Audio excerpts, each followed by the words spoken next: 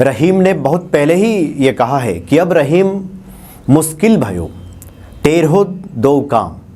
अब रहीम मुश्किल भयो टेरहे दो काम, साँचे से तो जग नहीं और झूठे मिले न राम। रहीम कहते हैं कि बड़ा मुश्किल हो गया है इस संसार में। सच बोलते हैं तो संसार का काम नहीं चलता, क्योंकि संसार में इतनी सारी चीज़ें हैं, इतना फरेब है, ऐसे वैसे लोग हैं कि अगर हम सत्य की राह पे चलते हैं तो साँचे से तो जग नहीं, उसे संसार नहीं मिलता, और झूठे मिले न राम। अगर हम झूठ बोलेंगे, अगर इस तरह की हम बुराइयों में लगे रहेंगे, इस तरह के छल कपट मन में रखेंगे तो राम नहीं मिलेंगे। इसलिए बड़ी मुश्किल स्थिति हो गई, बड़ी दुविधा की स्थिति है। हम क्या करें? जय सिया राम। सब सुख लहे तुम्हारी सरना, तुम रक्षक काहू को डरना। हनुमान जी ऐसे परम दयालु देवता हैं जिनकी आराधना भक्त करता रहे तो उसके जीवन में सुमति आती है। जब सुमति आती है तो वो अच्छे आचरण करता है, और वाल्मीकि जी ने तो सद आचरण को ही धर्म का पर्याय बताया है। हनुमत कृपा होती है तभी व्यक्ति धार्मिक आचरणों में उतरता है, और जब तक हनुमान जी की कृपा नहीं होती तो व्यक्ति को ये पता भी नहीं होता कि उसके लिए क्या करणीय है, क्या अकरणीय है, क्या उसे करना चाहिए, क्या नहीं करना चाहिए, और व्यक्ति इसी दुविधा में झूलता रहता है। संतों का तो मत है कि हनुमत कृपा से व्यक्ति को उसका ध्येय मिल जाता है, उसका प्राप्य मिल जाता है। इस धरा पे किस खातिर उसका आगमन हुआ है ये उसे पता चल जाता है, और उसके बाद उसके जीवन की राह आसान हो जाती है। और हनुमान जी को प्रसन्न करना भी बड़ा सरल है। राम नाम से प्रसन्न हो जाते हैं श्री हनुमान जी। प्रभु चरित सुनबे को रसिया, राम लखन सीतामन बसिया। प्रभु का चरित, प्रभु श्री राम का चरित हनुमान जी को सुनाया जाए तो हनुमान जी अति प्रसन्न हो जाते हैं और भक्त को सब दे डालते हैं। क्योंकि हनुमत कृपा जब होती है तभी व्यक्ति को सुमति मिलती है और उसके जरिए वो अच्छे कार्य करता है। इसलिए हनुमान जी की शरण में जाने के बाद सभी सुखों की प्राप्ति हो जाती है। प्रभु श्री राम को प्रसन्न करने के लिए नाम जप से बड़ा कुछ भी नहीं है। गोस्वामी तुलसीदास जी ने लिखा है कि भाव कुभाव अनख आलसहु, नाम जपत मंगल दिसि दसहु। भाव से, कुभाव से, अप्रेम से, वैर से, तिरस्कार से, आलस्य से, जैसे भी हो प्रभु श्री राम का आप नाम जपेंगे तो ये 10 दिशाओं में आपके लिए मंगल कारक होगा। और जितने ही ज़्यादा राम नाम का जप किया जाएगा उतनी ही ज़्यादा हनुमान जी की प्रसन्नता हमें प्राप्त होगी। संतों का ये भी मत है कि नाम जप से ज़्यादा अगर राम जी का नाम लेखन किया जाए तो बहुत जल्द जो मनोरथ हैं हमारे वो तो पूरे होते ही हैं, और आध्यात्मिक मार्ग भी हमारा प्रशस्त होता है, और प्रभु श्री राम की कृपा हमें प्राप्त होती है। आनंद रामायण में तो ये कहा गया है कि 10 गुना ज़्यादा इसका फल प्राप्त होता है कि अगर हम नाम जप तो करें ही, लेकिन अगर हम नाम लेखन करते हैं, प्रभु श्री राम का नाम लिखते हैं, क्योंकि उस वक्त हम मन वचन कर्म से एक जगह स्थिर हो जाते हैं। हमारा जो चित्त है, ध्यान है, जब हम लेखन करते हैं तो उसकी स्थिरता आ जाती है और ध्यान हमारा केंद्रित होता है और उससे विशेष फलों की प्राप्ति होती है।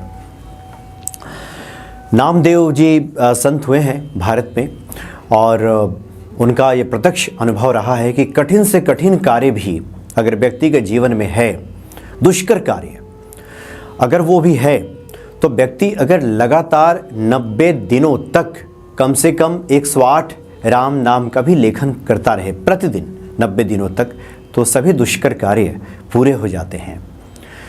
अगर नाम लेखन 11 दिन, 21 दिन, 41 दिन भी किया जाए तब भी भक्तों के मनोरथ सिद्ध हो जाते हैं। ऐसे कई संतों का अनुभव भी है, प्रत्यक्ष अनुभव है। बहुत सारे ऐसे भक्त भी हैं जो लिख करके भेजते भी हैं। चूँकि पिछली बार भी इस विषय पे बात हुई थी तो बहुत से लोगों ने लिख करके भेजा भी कि वो नाम लेखन करते हैं, और नाम लेखन करने से उनके जीवन में कई चमत्कार घटित हुए हैं।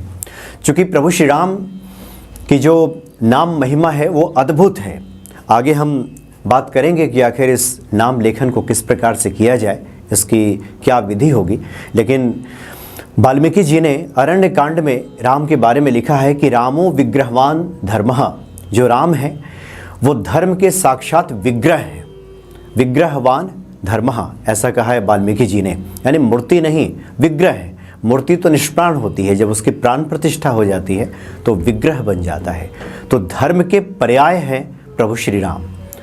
जो प्रभु श्री राम कहते हैं, जो करते हैं, वो साक्षात धर्म है। इसलिए धर्म के विग्रह हैं प्रभु श्री राम।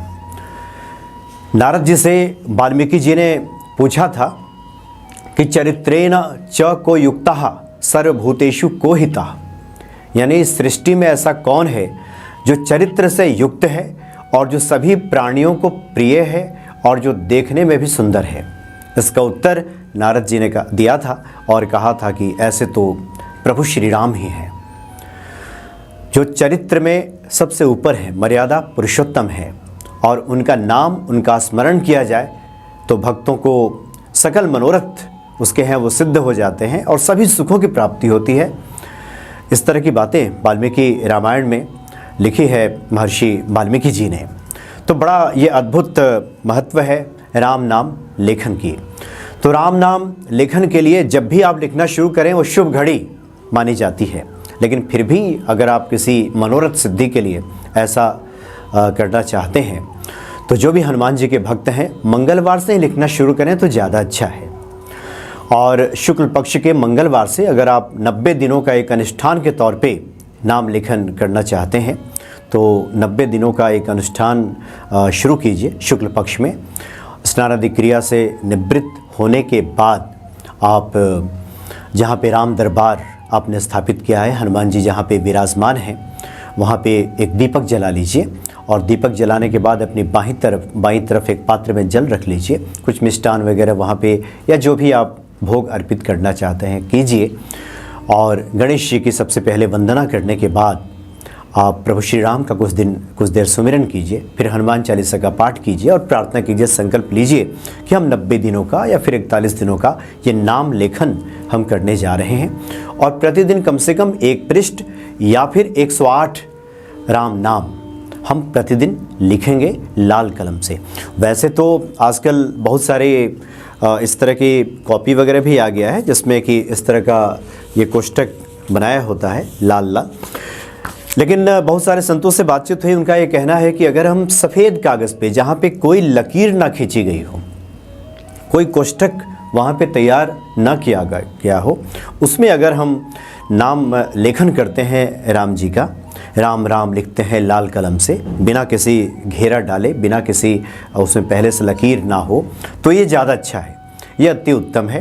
तो इस तरह से नाम लेखन शुरू किया जा सकता है। और जो भी निर्धारित समय है अनुष्ठान आपने लिया है उस समय कीजिए, और किसी कारण से अगर भूलवश वो समय निकल गया, आपको ध्यान नहीं रहा, तो उसमें परेशान होने की आवश्यकता नहीं है। सोने के पहले भी, रात्रि में जब आप शयन करने जाएं उसके पहले भी अगर ध्यान आ जाए कि आज हमने नाम लेखन नहीं किया है तो उस वक्त भी नाम लिख लीजिए और 90 दिनों तक इसमें कोई व्यवधान ना आने दीजिए, या फिर जितने दिनों का आपने संकल्प लिया है। 90 दिन पे हम विशेष जोर इसलिए दे रहे हैं कि 90 दिनों के बारे में बहुत सारे संतों ने ये कहा है कि 90 दिन तक लगातार अगर कोई लिख करके देखे उसके मनोरथ सिद्ध हो जाएंगे। इसमें कहीं कोई दो राय नहीं है। इसलिए 90 दिन का अनुष्ठान आप ले करके आप ऐसा करते हैं, प्रतिदिन का यही क्रम रखते हैं।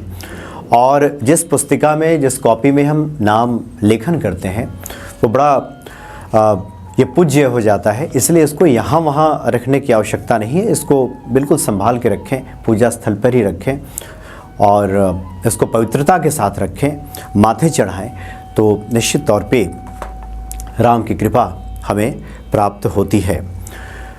और साथ में 90 दिनों का अनुष्ठान जो लोग भी लेते हैं, इसके बारे में संतों का ये भी मत है कि इन दिनों में आप तमाम तरह की जो सांसारिक बुराइयां हैं उससे खुद को दूर रखें, जिसको प्रभु श्री राम ने कहा है कि छल कपट और से आप खुद को दूर रखें, निर्मल मन अपना रखें, तो विशेष कृपा प्राप्त होती है।